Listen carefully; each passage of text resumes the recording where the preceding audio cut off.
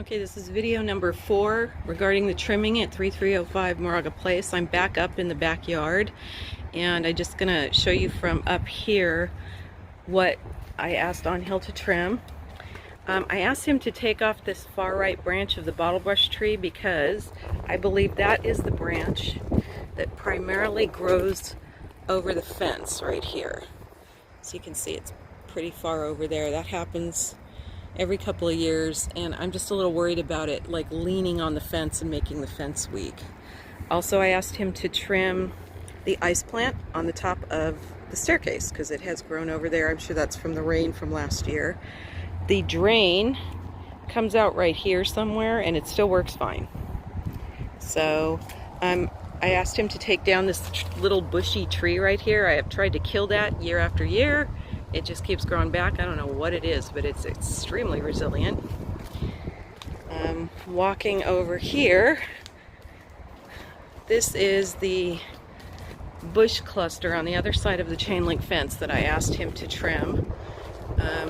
It's gotten pretty high, and the higher it gets, the more it's gonna block the view of the neighbors, and so it just needs to come down. It's not really dry or anything, but it's been growing for 2 or 3 years, and I'm sure if it were to catch on fire, it would burn. It's some kind of a honeysuckle vine and a bunch of other bushes in there, and it grows up behind this tree. I told him he could trim the jade plant too if he wanted to, but I'll leave that up to him. So here's what it looks like from here. I also asked him to take off this one branch of the tree right here because spiders love to make webs between that branch and the fence. And I'm forever walking into them when I'm trying to water. So here's the bush cluster from this side of the tree. As you can see, it's gotten pretty thick, and it's all on this pretty steep incline. So getting rid of it is kind of a pain. So I'm not really surprised that he wants a little more money for that. It's going to be a lot of work. There's another bush right here that's growing up. He cut that back about 2 or 3 years ago, way down, and it's going to start blocking the view too.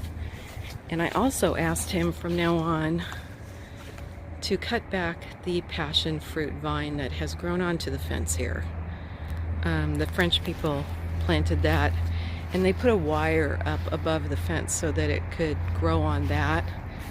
And I have picked up hundreds of passion fruits already, and I don't eat them. They're too strong.